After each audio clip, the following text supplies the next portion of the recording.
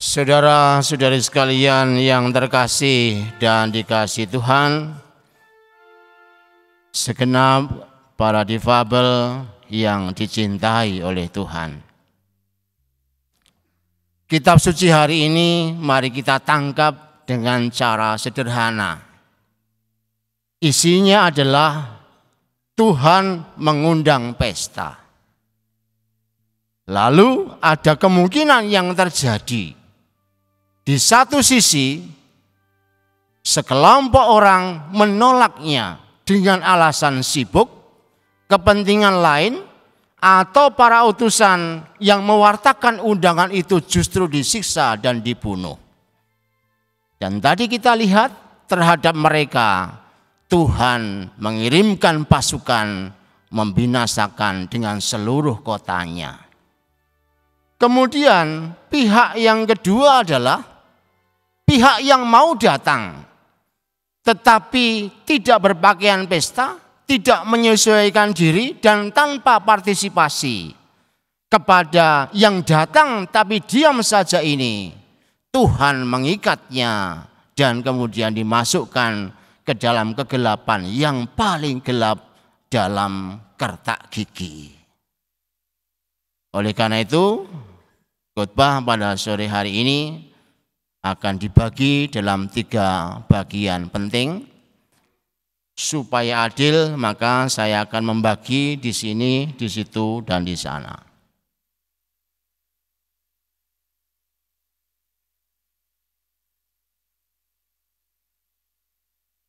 Itu kelihatan ya. Muka-muka kelihatan sehingga kelihatan partisipasinya seperti apa. Yang pertama, apa hubungannya sabda Tuhan tadi dengan Ekaristi? Saya ingin mengambil catatan yang langsung, jadi memudahkan itu langsung penafsirannya. Ekaristi adalah pesta yang Tuhan selenggarakan dan yang mengundang adalah Tuhan. Bahkan secara istimewa Ekaristi itu terjadi berupa tubuh dan darah Tuhan yang diserahkan kepada manusia. Sama seperti dalam kitab suci tadi, kemungkinannya ada 2. Satu, kemungkinannya adalah orang tidak mau datang dengan berbagai alasan. Entah karena ngantuk telah bekerja keras selama seminggu, entah karena sibuk, entah minggu-minggu masih rapat, meeting, dan seterusnya. Mohon maaf Tuhan, minggu ini saya lagi meeting, atau seterusnya lah. Dengan berbagai alasan, maka mereka tidak mau datang ke perjamuan yang dibuat Tuhan, diselenggarakan Tuhan, dan Tuhan sendiri mengundangnya lewat kekuatan Roh Kudus. Apa yang terjadi? Secara garis lurus kita melihat ternyata terhadap itu semua Tuhan memberikan risiko yang berat. Orang tak bisa hidup tanpa perjamuannya. Nah sekarang bagi kita yang datang, itu juga ada konsekuensinya. Seperti dalam Injil tadi, bagi yang datang dipertanyakan apakah Anda berpakaian pesta atau enggak. Ini jangan ditafsirkan pakaian loh ya. Kadang-kadang pernah di MKK itu ribut gara-gara pakaian. Jadi ada yang pakainya setengah badan, setengah badan. Pokoknya pakaiannya begitulah. Orang mengira, itu kemudian menjadi problem. Padahal bukan itu. Bagi saya mau pakaian nggak terserah lah. Yang penting hatinya berpakaian pesta atau enggak. Bagaimana hati berpakaian pesta itu? Ada 2 hal yang bisa kita lihat. Secara struktural, ini ada prodiakon, lektor, pemazmur, mesdinar, kor, dan seterusnya itu. Anda sudah secara struktur mau nggak mau datang. Gitu ya. Meskipun bisa jadi, meskipun mau nggak mau datang, seringkali persiapannya juga nggak penting. Kadang-kadang datang tanpa persiapan batin. Sehingga bagi komuni pun nggak jelas. Mazmur pun nggak dipersiapkan, musiman pun ketawa kiri kanan dan seterusnya. Itu namanya datang bertugas tapi nggak jelas tugasnya apa.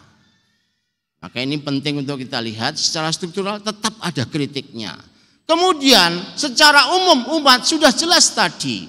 Anda berpakaian pesta enggak? Batinnya disiapkan atau enggak? Jangan-jangan pergi ke gereja supaya bisa tidur. Kenapa? Di rumah enggak bisa tidur Romo. Jadi ketika Romo berkhotbah, kesempatan ini. Saya bisa tidur. Nah ini bagi yang suka tidur, hati-hati. Anda datang enggak pakaian pesta. Apalagi masih pegang HP, Romonya khotbah pakai HP. Saya pikir dicatat, enggak nonton film. Itu masih ada yang di belakang itu. Kadang-kadang kan ketika saya enggak misa, saya duduk di belakang. Ada apa sih orang-orang itu? Ternyata banyak yang buka HP. Untung-untung kalau kadang-kadang enggak juga di silent. Saya terima misalnya tubuh Kristus ini dididit gitu ya. Kadang-kadang itu jawaban dari Tuhan. Jawabannya enggak tahu ini dipanggil atau enggak. Saya itu takut ketika dididit tubuh Kristus dididit gitu. Saya takut mereka mati gitu loh ya. Jadi dipanggil Tuhan itu artinya. Tapi ya maksud saya adalah kita ini mau berpakaian pesta atau enggak. Kalau enggak seperti dalam kitab suci tadi, meskipun datang tapi cuma ngantuk aja, enggak ada partisipasi, juga diikat kakinya dimasukkan ke dalam kegelapan yang gelap. Jadi sekarang menjadi jelas, baik yang tidak mau datang maupun yang datang konsekuensinya sama. Loh saya ini kalau mau misa, Senin lalu itu sudah baca kitab suci. Kadang-kadang itu penderitaan seorang Romo itu adalah khotbah. Seminggu direnungkan nggak ngerti-ngerti juga. Ya ataukah saya ini yang bodoh atau memang gimana? Tapi itulah yang terjadi. Senin udah dibaca itu. Kalau mau tanya Senin kitab sucinya apa? Yang EJ itu loh. Langsung saya kasih itu. Ini loh Senin bacaannya gitu ya. Karena EJ juga merenungkan hari Selasa, maka Seninnya. Jadi saya lebih dahulu. Itu kan Romonya harus lebih dahulu kan. Tapi itu yang terjadi. Maka sebenarnya ketika kita masuk tanpa persiapan, ternyata seperti itu.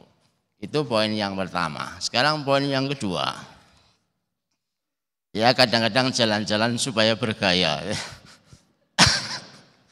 Kan supaya mereka itu ada yang protes kan. Romo, khotbah kok baca aja. Loh, membuat bacaan ini aja ini sulit loh ya. Masih diprotes. Masih pokoknya umat itu ya tapi ya nggak apa-apa lah ya. Ya memang agak-agak ya pokoknya semua itu bisa salah lah. Tapi saya nggak terlalu gelisah. Memang saya bisanya menulis gitu ya. Kalau nggak menulis saya nggak bisa omong gitu. Sekarang mari kita perhatikan ini ada gunungan. Saya juga nggak tahu maksudnya gunungan itu apa gitu ya. Pokoknya ya ada gunungan, ada buah itu, ada duren. Untung durennya nggak bau loh ya. Kalau bau saya makan duluan itu. Ini ada buah-buah semuanya. Menurut apa? Menurut Anda, ini apa yang menarik? Kok ada buah-buah gini? Hari pangan sedunia. Jadi pangananmu itu kayak gini loh ya. Ternyata kita hari ini disadarkan dengan sungguh bahwa makanan kita ini seperti ini. Tetapi ingat, data dari FAO. Bahasa Inggrisnya cari sendiri. Saya memang gak bisa bahasa Inggris kok mau gaya-gaya itu ya. Cari sendiri. Datanya menunjukkan bahwa di dunia ini ada sekitar 345, gampang ya 345 juta orang yang dalam resiko kelaparan parah. Bayangkan lu ya, 345 juta. Hitung aja, di sini aja udah banyak. Tapi 345 juta dalam resiko berat. Berarti kita sekarang dipameri makanan ini, ternyata di dunia itu masih ada banyak orang yang tidak bisa makan. Lalu apa yang kita lihat? Menurut data juga di Indonesia itu 5,9% atau setara dengan 16,5 juta orang, 16,5 itu kekurangan gizi. Nanti dicek ya. Ulang sebenarnya bagian tatib cek ini ada yang kurang gizi atau enggak itu ya. Nanti kalau kurang gizi nanti di pojokan sana itu hari ini ada pangan, makan yang lebih banyak. Makanan bergizi di sana semua gitu ya. Tapi yang jelas kenyataan ini menunjukkan kita sedang tidak baik-baik saja. Kita hari ini merayakan hari pangan sedunia. Tetapi fakta yang kita hadapi adalah pangan semakin sulit. Nah, menurut pemerintah juga dikatakan impor beras saja sekarang sulit. Harga gabah itu sekarang 7.400. Berarti kalau sudah jadi beras makin mahal. Sementara gaji nggak naik-naik. Jadi memang agak susah ya. Bagi yang punya deposito banyak ya tenang-tenang saja. Tapi mari kita renungkan, tenang-tenang saja itu kita renungkan sekarang ya. Sekarang ini berarti di satu sisi, mau tidak mau kita semua ini diajak untuk melihat bahwa tanpa makan yang bergizi, kita semua mati. Kalau enggak, kurang gizi berarti kemungkinan ibu hamil akan melahirkan yang stunting. Maka ibu-ibu hamil jangan suka makan mie instan terus ya. Ya yang bergizi ya. Nanti juga ada di sana, ada telurnya gimana, ikannya gimana. Maka kalau ibu-ibu hamil tidak punya gizi, segera ngomong ke PSE, saya kurang gizi. Anak saya yang di kandungan kurang gizi, itu pasti akan ditolong. Karena memang programnya untuk menghilangkan stunting. Tapi yang jelas mau dikatakan, bahwa hari ini kita disadarkan kembali ternyata hidup kita perlu makan. Tanpa makan kita akan mati.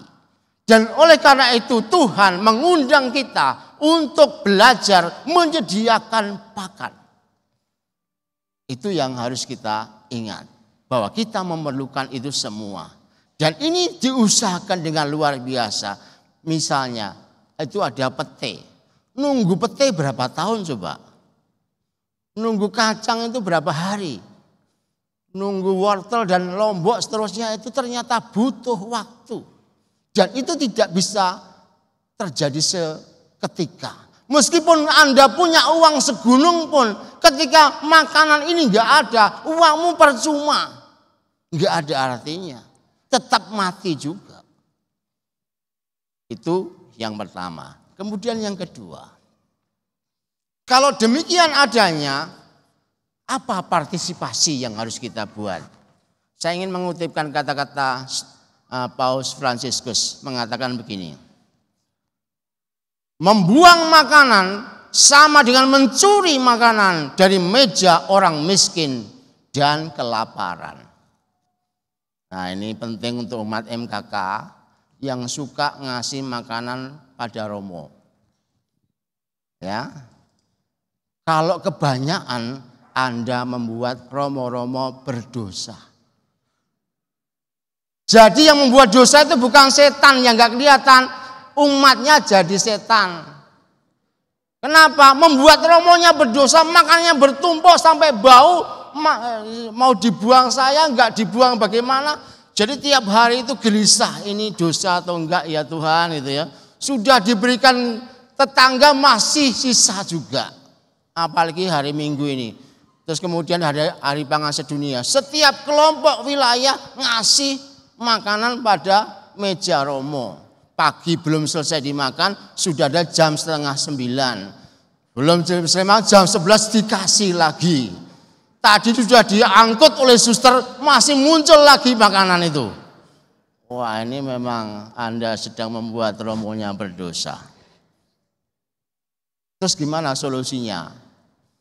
Kalau memang Anda ingin membuat romonya enggak berdosa, cukup dikasih barang mentah. Bukan uang loh ya, nanti keliru lagi.